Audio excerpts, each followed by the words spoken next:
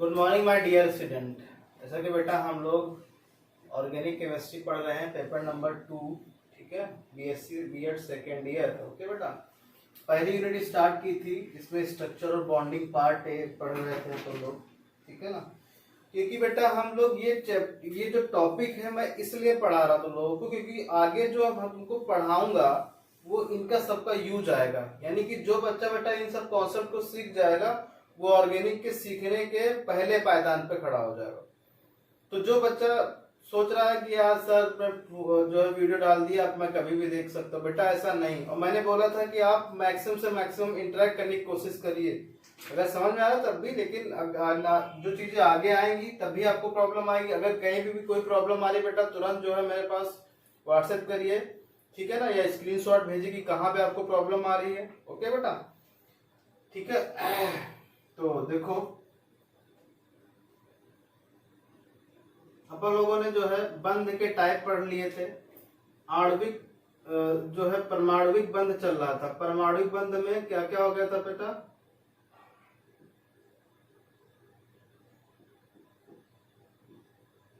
परमाणुविक बंध, परमाणुविक बंध में कौन कौन सा था बेटा बताओ? एक तो वैद्युत संयोजी बंध था, वैद्युत संयोजी बंध जिसके बारे में अपन लोग थोड़ी सी स्टडी की थी। एक था सहसंयोजक बंध,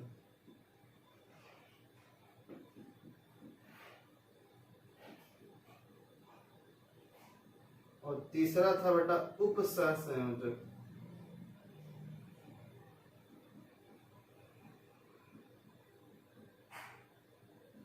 ठीक है, एक एक बात आपको लिखनी है जो मैं बोर्ड पे लिखता हूँ। ऐसा नहीं कि सर ने तो पढ़ाई दिया तो क्या मतलब है लिखने का, ठीक है। तो इसमें क्या होता है बेटा वैद्युत संयोजी बंध में पहला बंध लिखो बेटा, पहला वैद्युत संयोजी बंध।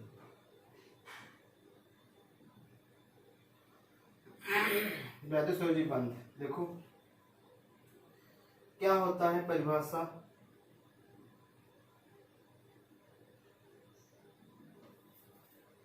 बताओ बेटा, परिभाषा लिखो।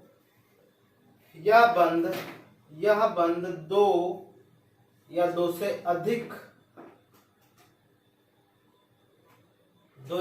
अधिक परमाणुओं के बीच बनता है।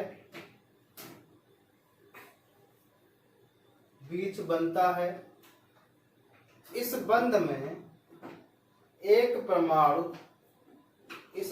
एक परमाणु दूसरे परमाणु को इलेक्ट्रॉन को स्थानांतरित कर देता है, ठीक है ना। ये लिख लेना बेटा, इस बंध में एक परमाणु दूसरे परमाणु को इलेक्ट्रॉन स्थानांतरित कर देता है, मतलब ट्रांसफर कर देता है। यानी कि this bond form when electron transfer from one atom to another atom, मतलब कि एक एटम से दूसरे एटम में ट्रांसफर होते हैं। नई लाइन से लिखना बेटा, नई लाइन से, कि जो तत्व या जो परमाणु इलेक्ट्रॉन ट्रांसफर करता है, स्थानांतरित करता है, वो मेटल यानी कि धातु होता है, तथा जो इलेक्ट्रॉन को एक्सेप्ट करता मतलब ग्रहण करता है वो अधातु होता है, ठीक है ना। जैसे देखो बेटा, जैसे NaCl, MgO, ठीक है, MgCl2, ये सब क्या है बेटा? इनके बीच देखो सोडियम के पास एक इलेक्ट्रॉन है आउटर मोस्ट शेल में, और क्लोरीन के पास कितने? 1 2 3 4 5 6 7 8 बाहरी कक्षा के इलेक्ट्रॉन ही पार्टिसिपेट करते हैं, तो इसीलिए आप बाहरी कक्षा वाले इलेक्ट्रॉन ही दिखाओगे और ऐसे ट्रांसफर करके दिखाओगे। ओके बेटा, अब इसके पास कितने इलेक्ट्रॉन थे? 2 8 और 2 8 1 थे बेटा, 1 तो ऐसे ट्रांसफर कर दिए तो ये हो गया। इसके पास कितने थे? 2 8 और 7 थे, एक और कितने हो गए? 8 हो गए, ठीक है ना। इसमें भी बताओ बेटा, Mg के पास और O के पास Mg कितने हैं, बोलो बेटा। Mg कितने हैं, एक और ये 2 Mg के हो गए आउटर मोस्ट सेल वाले। इसके पास 6 हैं, 1 2 3 4 5 6। ये क्या कर देगा इलेक्ट्रॉन, इसको ऐसे दे देगा, ये इसको ऐसे दे देगा, ठीक है बेटा। एंड MgCl2, अब MgCl2 होगा तो Cl कितने, 2 है तो 2 Cl आपको रखने पड़ेंगे बेटा। इलेक्ट्रॉन तो Mg के पास कितने रहेंगे बेटा, 2 ही रहेंगे आउटर मोस्ट सेल में। 1 2 3 4 5 6 7, 1 2 3 4 5 6 7। अब इलेक्ट्रॉन दे दो बेटा। तो आप लोग देख रहे हो बेटा कि यहाँ पे ये जो चीज है इसकी वजह से इलेक्ट्रॉन माइनस हो जाएगा और इसकी जगह प्लस आ जाएगा, ठीक है ना।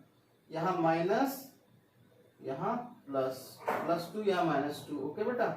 यहाँ माइनस, यहाँ का +2, क्योंकि इलेक्ट्रॉन का ट्रांसफर हो रहा है। जहां से इलेक्ट्रॉन ट्रांसफर होते हैं बेटा उसको वहां पे प्लस आ जाता है, जिसकी तरफ होते हैं वहां पे क्या आता है बेटा, नेगेटिव, नहीं नेगेटिव आ जाता है, ठीक है ना। तो अब लोग देख रहे हो बेटा इसमें आयन जो है प्रोड्यूस हो गए हैं, क्या हो गए हैं, आयन, आयनिक, इसीलिए इसको क्या बोला जाता है बेटा, आयनिक बंध भी बोला जाता है, आयनिक बंध भी बोला जाता है, ओके। आयनिक बंध भी बोला जाता है। तो किस कारण से आयनिक बंध बोला जाता है, क्योंकि इसमें आयन बन जाते हैं, क्योंकि इसमें इलेक्ट्रॉन का क्या होता है बेटा, ट्रांसफर होता है। तो यहां पे देखो नई लाइन से लिखोगे, आयनिक बंध में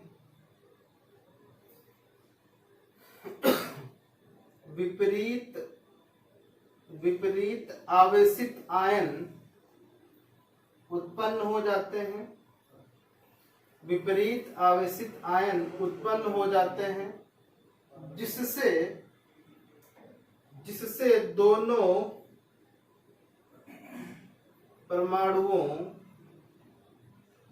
के मध्य स्थिर विद्युत वाहक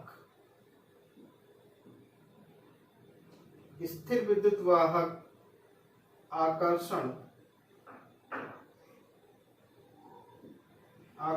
बल उत्पन्न हो जाता है, जिससे बना हुआ यौगिक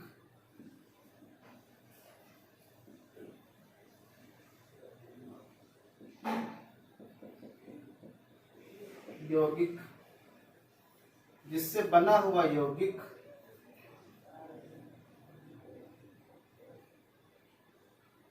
अत्यंत प्रबल होता है,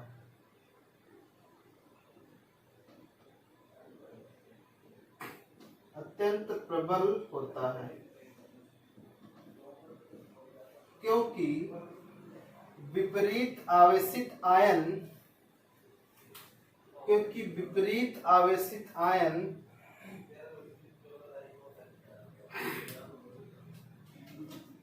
एक जालक का निर्माण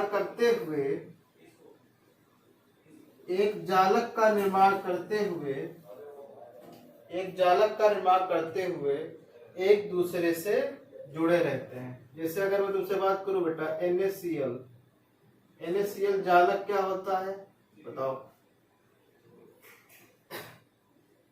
देखो NaCl का संरचना सूत्र क्या होता है, NaCl का संरचना सूत्र, देखो बेटा क्या होगा कि कुछ ऐसे 3D स्ट्रक्चर आएगा इसका बेटा, ठीक है ना। यहाँ तो Cl कनेक्ट रहता है एक दूसरे से, Cl आएगा, यहाँ Cl आएगा, यहाँ Cl आएगा, यहाँ Cl आएगा, यहाँ Cl, यहाँ Cl, यहाँ Cl, यहाँ Cl, 8 Cl होगा बेटा। अब यहाँ पे बीचों बीच में आता है क्या, सोडियम, यहाँ भी सोडियम, यहाँ भी सोडियम, यहाँ भी सोडियम, यहाँ भी सोडियम, इस तरीके से। ओके बेटा,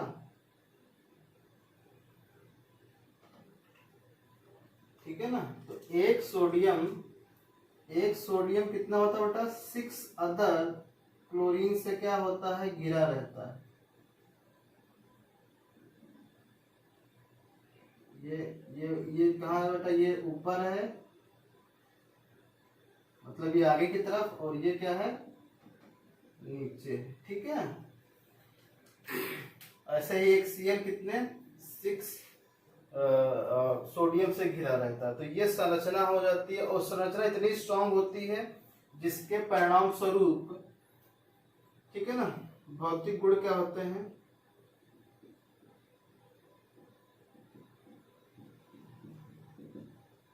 भौतिक गुण क्या होते हैं बेटा, इनके आयनिक यौगिकों के गलनांक तथा क्वथनांक प्रबल होते हैं, क्योंकि उनके मध्य स्थिर विद्युत वाहक बल लगता है, तथा ये जालक में रहते हैं जिनके पास चालक ऊर्जा होती है। ठीक है, ये सब चीजें लिख लिया आप लोगों ने। तो ये थोड़ी सी इंफॉर्मेशन थी जो मैंने आपको दी। ठीक है बेटा, अब हम लोग पढ़ते हैं सहसंयोजक बंध। दूसरा क्या है बेटा, सहसंयोजक बंध। दूसरा क्या है,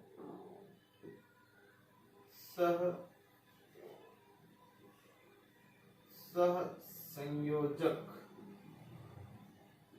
बंध। इसको क्या बोलेंगे बेटा, कोवैलेंट बॉन्ड। तो ये तो पता ही है, परिभाषा इसकी क्या होगी, लिखो बेटा परिभाषा। यह बंध 2 या 2 से अधिक परमाणुओं के बीच बनता है। इस बंध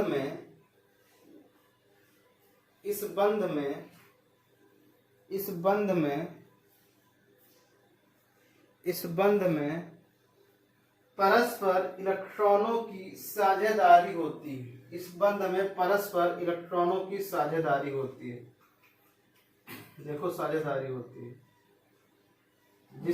जिसके परिणाम स्वरूप सहसंयोजक बंध बनता है। जैसे बेटा देखो HCl में हाइड्रोजन है और Cl है बेटा। अब हाइड्रोजन के पास 1 इलेक्ट्रॉन है, Cl के पास 7 इलेक्ट्रॉन। आउटरमोस्ट शेल ऑक्टेट को पूरा करना बेटा, तो कैसे बनेगा, 1 1 2 3 4 5 6 7। इसका इलेक्ट्रॉन बिंदु सूत्र लिखना है आपको, कैसे लिखोगे, ये ऐसे। ठीक है, इसको ऐसे, ये बन गया H2O। अब ऑक्सीजन कितने हैं, 1 है, हाइड्रोजन कितने, 2 हैं। अब यहां बनाओ, 1 1 1 2 3 4 5 6। ये क्या करेगा बेटा, 1 इलेक्ट्रॉन ले लेगा सबसे, हाइड्रोजन ये वाला। ये तो मैं तुमको सिखा ही चुका हूं, लेकिन फिर से रिवाइज कर लो। ठीक है, तो कुछ इस तरीके से होगा।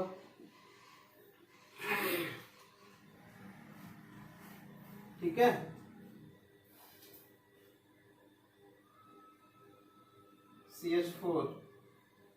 CH4 में बताओ बेटा,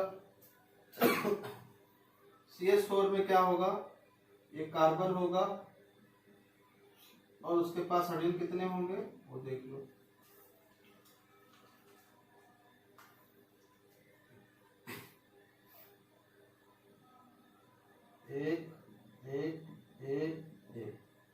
एक 2 3 4, आउटर मोस्ट में 4 ही है बेटा। तो कैसे बनाओगे इसको,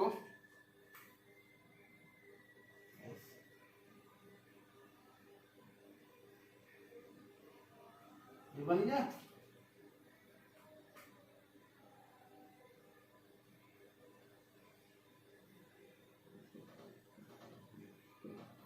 अब बेटा देखो, मैं जीरो से तुम लोग को सिखा रहा हूँ। जो बच्चे नहीं सीखे थे वो यहाँ पे सीख ले हर एक चीज।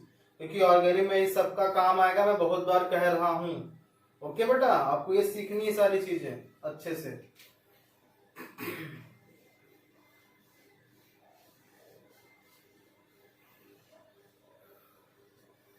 तो देखो बेटा, ये जो सहसंयोजक बंध था, इसमें आपने देखा होगा बेटा कि इलेक्ट्रॉनों की साझेदारी हो रही है। अब हम सहसंयोजक बंध के प्रकार पढ़ेंगे।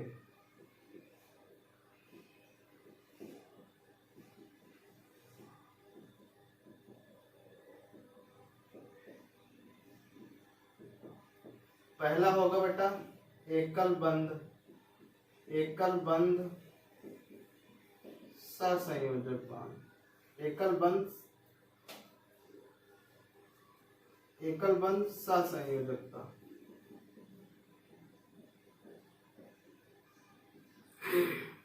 द्विबंध सहसंयोजकता।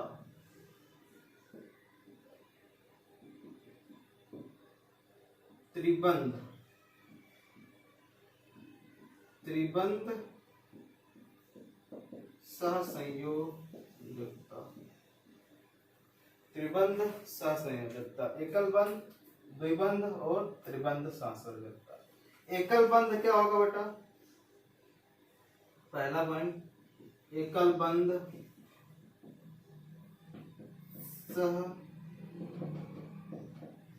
सहसंयोजकता क्या होगी बेटा? एकल बंध सहसंयोजकता क्या होगी? बोलो। तो एकल बंध सहसंयोजक मतलब क्या होगा कि जो दो या दो से अधिक जो परमाणु पार्टिसिपेट कर रहे हैं, उनके मध्य क्या होना चाहिए बेटा? बोलो। उनके मध्य एक बंध का निर्माण होना चाहिए, एक टाइप का, ठीक है ना। जैसे HCl अभी दिखाया था ना बेटा, जैसे H और HCl, ठीक है ना। H2O जैसे बताया था, एकल बंध का निर्माण हो रहा सब में, तो एकल बंध कहलाते हैं। जैसे CH4 में देखो सारे कैसे थे? एकल बंध वाले थे कि नहीं थे बेटा? ठीक है, ऐसे थे।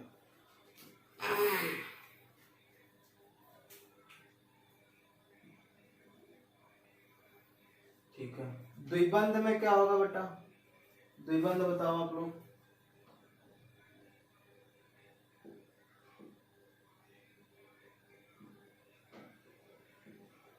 द्विबंध में क्या होगा? डबल बॉन्ड होने चाहिए। जैसे आपको पता है कि कार्बन C2H4 का अगर हम स्ट्रक्चर बनाए बेटा, तो किस तरीके का बनेगा? बोलो। 1 2 3 4, ये 1 2 3 4। ओके बेटा, यहाँ पे ऐसे लिख सकते हो, यहाँ पे हाइड्रोजन रखो, यहाँ पे हाइड्रोजन रखो, एक ऊपर हाइड्रोजन, एक ऊपर हाइड्रोजन।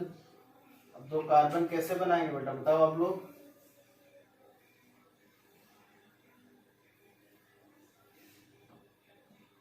लेकिन कार्बन ने दो बॉन्ड दो दिए, तो क्या करेगा बेटा? 6 ही हुए इसके पास, ये क्या करेगा? ऐसे। ये तो सबको आते हैं ना बेटा। देखो डबल बॉन्ड बना लिया कि नहीं? तो इस टाइप के बंध को क्या कहते हैं बेटा? द्विबंध कहते हैं। ठीक है। जब जो है किसी भी यौगिक में अगर डबल बॉन्ड आ जा रहा है, वो भी कैसा सहसंयोजक बंध है, तो उस टाइप के बंध को क्या कहेंगे हम लोग? सहसंयोजक द्विबंध कहेंगे। ठीक है। ऐसे त्रिबंध होता है बेटा, त्रिबंध। त्रिबंध में क्या होगा? बोलो। त्रिबंध सहसंयोजकता। तीसरा पॉइंट, संयोजकता। इसमें क्या होगा? बोलो। इसका कार्बन है C2H2, तो इसके बताओ कितने बॉन्ड बनेंगे? 3। कैसे? 1 2 3, इधर भी 1 2 3, इधर 1 इधर 1, यहाँ पे हाइड्रोजन, यहाँ भी हाइड्रोजन, ऐसे इसको कर दो। अब कार्बन की बारी आई तो कार्बन सबसे ले लेगा, ये वाला कार्बन ले लिया, फिर ये वाला ले लेगा। ठीक है। बात समझ गए? बोलो बेटा। सॉरी,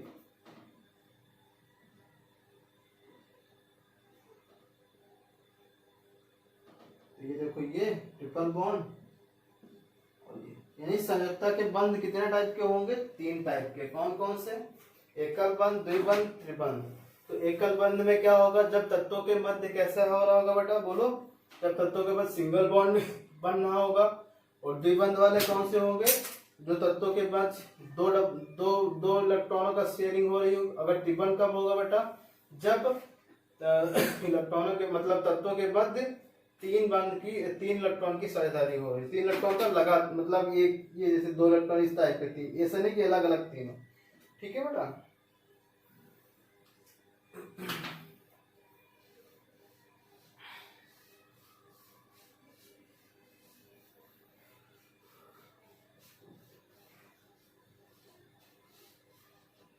देखो नेक्स्ट सीखते हैं, कौन सा कहते हैं उसको?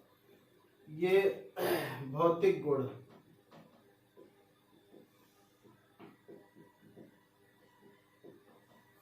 भौतिक गुण, भौतिक गुण में क्या होगा? इनमें जालक तो पड़ती नहीं है, ये साझेदारी के इलेक्ट्रॉन पड़ते हैं। पहला पॉइंट, इनके गलनांक क्वथनांक वैद्युत संयोजकता की अपेक्षा क्या होते हैं? कम होते हैं। ठीक है ना। तो इनके यौगिक कैसे होते हैं? दिशात्मक होते हैं। ये भी लिखना दूसरा पॉइंट। पहला पॉइंट होगा, दूसरा पॉइंट। ठीक है बेटा। ये ध्रुवी और अध्रुवी होते, दिशात्मक हो गया ना बेटा, ध्रुवी और अध्रुवी होते हैं। ये भी पॉइंट हो गया, तीसरा पॉइंट हो गया। ठीक है। तो इस तरीके से ये चीजें खत्म होती हैं। जो चीजें मेन है वो मैंने तुमको बता दी है बेटा। अब थर्ड है उप सहसंयोजक बंध।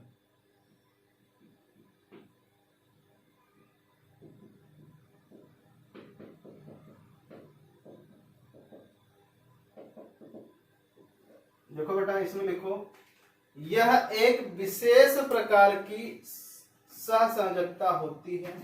यह एक विशेष प्रकार की सहसंयोजकता होती है। इसमें इसमें इसमें एक युग्म इलेक्ट्रॉन, इसमें एक युग्म इलेक्ट्रॉन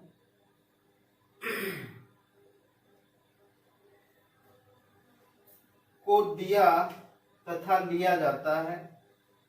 ठीक है ना। तो जो युग्म इलेक्ट्रॉन देता है उसे युग्म इलेक्ट्रॉन दाता कहते हैं, तथा जो युग्म इलेक्ट्रॉन ग्रहण करता है उसे युग्म इलेक्ट्रॉन ग्राही कहते हैं। ठीक है बेटा। युग्म इलेक्ट्रॉन क्या कहते हैं? ग्राही कहते हैं। युग्म इलेक्ट्रॉन दाता है, युग्म इलेक्ट्रॉन ग्राही। तो युग्म इलेक्ट्रॉन दाता कब होगा? ठीक है ना, जब इलेक्ट्रॉन देगा कब? जब उसके पास अधिकता होगी। और युग्म इलेक्ट्रॉन ग्राही कब होगा? जब इलेक्ट्रॉन की क्या होगी? युग्म इलेक्ट्रॉन की कमी हो, तब ग्राही आएगा। ठीक है ना। इसे एक तीर से प्रदर्शित करते हैं, जहां पे सिरा जो होगा बेटा, सिरा युग्म इलेक्ट्रॉन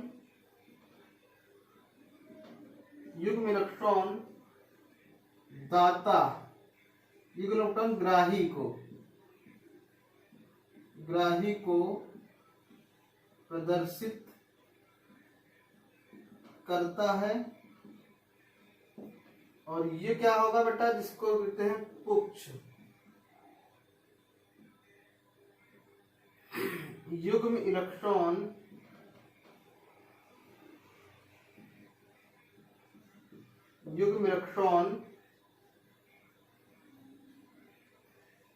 दाता को प्रदर्शित करता है।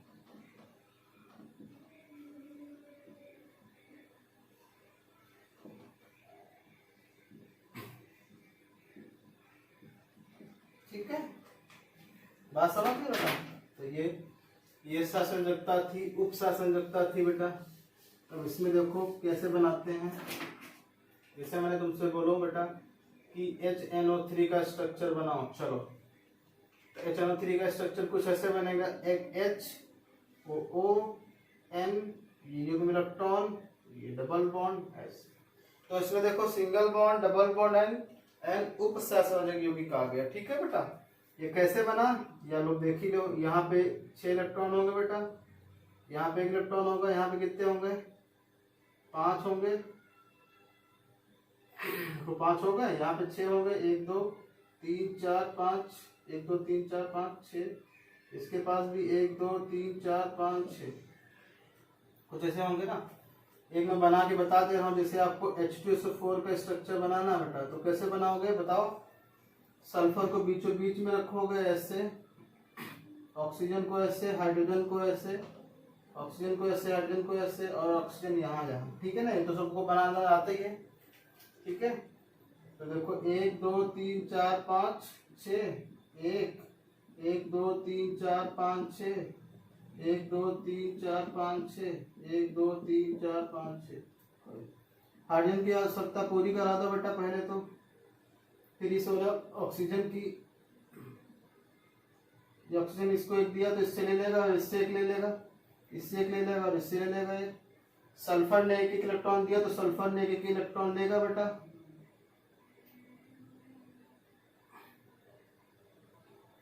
फिर इस ये वाला जो कोऑर्डिनेट बॉन्ड बनेगा बेटा, यही क्या कहलाएगा, उप सहसंयोजक,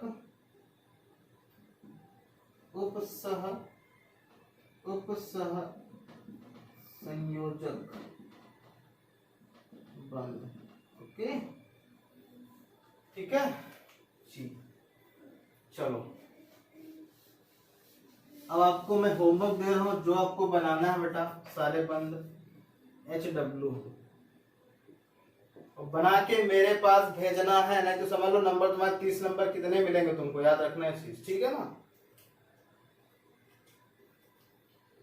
CH3COOH, CH3COOH,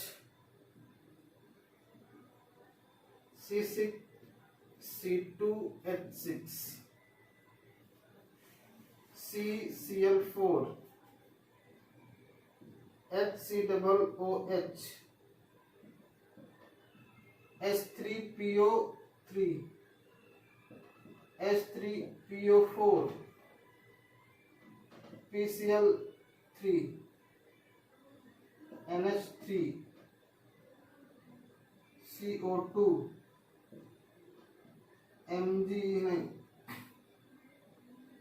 MgSO4। चलो 10 आपको स्ट्रक्चर बना के मेरे पास भेजने हैं, याद रखना है चीज। ठीक है ना, जिसका नहीं आएगा सोच रहा नोट्स में नोट बना लूंगा। ठीक है, चलो बेटा, थैंक यू।